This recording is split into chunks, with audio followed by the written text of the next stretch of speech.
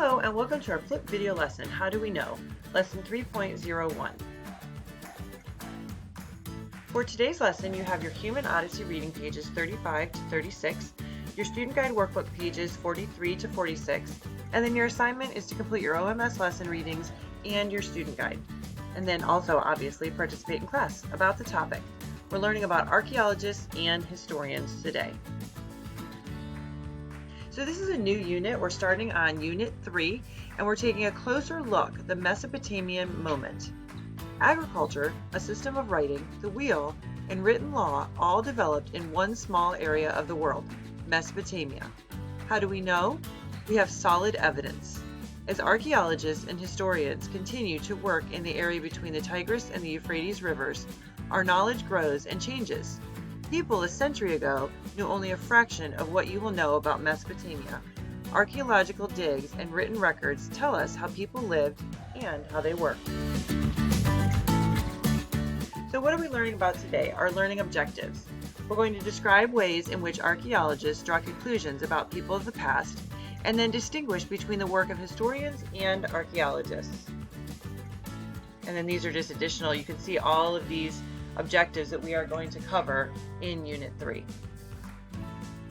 Introduction. Prehistoric people did not leave any written records. Therefore, archaeologists and historians must piece together information about the past. They study human fossils and artifacts such as tools, jewelry, or pottery. Studying artifacts and fossils isn't easy or exact, but the results are fascinating. Historian or archaeologist, what is the difference? Archaeologists and historians have contributed greatly to our knowledge of ancient Sumer. Scholars from both disciplines have scrutinized the scant evidence we have to solve many mysteries about the ancient civilization. How then do historians and archaeologists differ? Archaeologists are scientists who learn about the past by sifting through dirt and studying objects from the past. Historians rely mainly on written or oral records to learn about the past. Historian or archaeologist. I found a spade-like tool at a dig in Syria. Using carbon dating techniques, I determined the tool was about 5,000 years old. I also tried to figure out where the metal in the tool came from. Which office is appropriate for me? And so if you take a look at that, they're digging, they're getting their hands dirty, they're actually out in the field. That would be an archaeologist. So that's the archaeology department.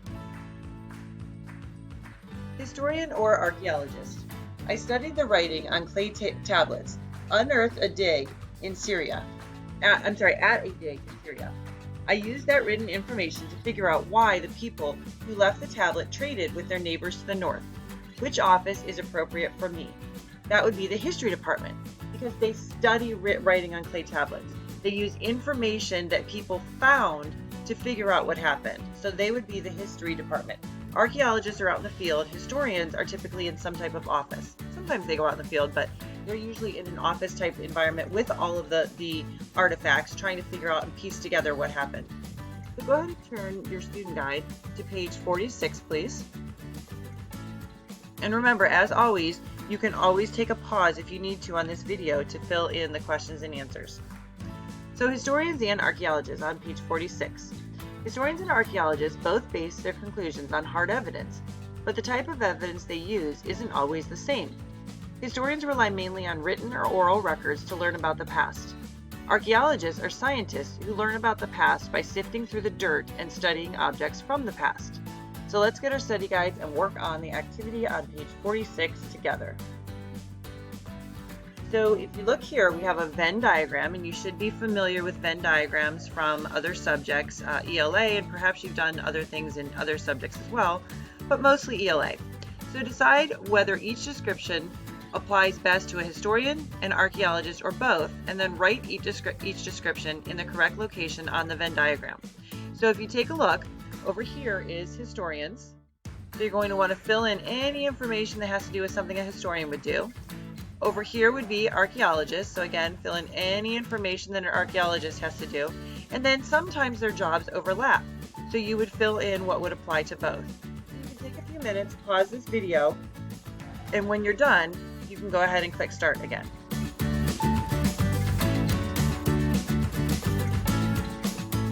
And here we have historians and archaeologists. And so check to see how you did. So historian studies written records, listens to oral histories. Archaeologist studies artifacts scientifically, and then digs in the earth to find clues. And then both, this spot here, would be based conclusions on hard evidence. They look at objects from the past. They use many pieces of information to answer a question, and they try to decide where a temple was built. Okay, so all of those things would be things that both do. So you can see they both have individual jobs, but they both also overlap. Go ahead and turn to page 46. This is optional. You do not need to do this, but this is a time capsule. So you can create your own collection of artifacts, kind of like a time capsule, by listing at least 2 objects for each of the 7 categories on the chart below. The objects should represent today's young Americans, just like you and your friends, for people 1,000 years from now. You may add an additional category and objects in that category. An example has been included. So food, you could include a juice box. Material, it's paper or plastic. And then conclusions that might be drawn. People sometimes ate in locations other than the central family dining area, meaning you kind of take your drink with you. People did not reuse containers because you wouldn't reuse that. People ate artificial substances from ingredients listed on the box, so they could read as long as they had access to our written language and how to decipher that, just in case their written language is different. And then people did not usually grow their own food. That's a conclusion that could be made. Is that factual? Sometimes that's true. For the most part, people don't grow their own food as a whole. But some people do. Some people only eat from their own gardens or from their own farms. Some people do part. They eat some from their garden and some from the store. So again, you can see how someone 1,000 years from now may find a juice box and be able to decipher many things that are factual, and maybe some that are partially factual, but not fully factual. Obviously, if they're not here in this time period, things may be deciphered a little differently. So just a reminder to read pages 34 to 36 in your Human Odyssey book. Very important to kind of tie everything together in the lesson. And then here's some vocabulary. Excavation. In archaeology, excavation is the exposure, processing, and recording of archaeological remains. An excavation site or dig is the area being studied. Artifact is an object made by a human being, typically an item of cultural or historical interest.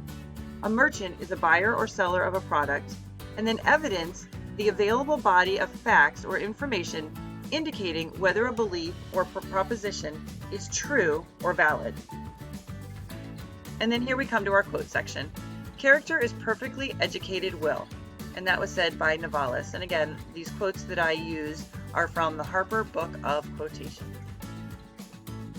Thank you so much for joining me today. Stay positive, stay fighting, stay brave, stay ambitious, stay focused, and stay strong. Have an amazing day.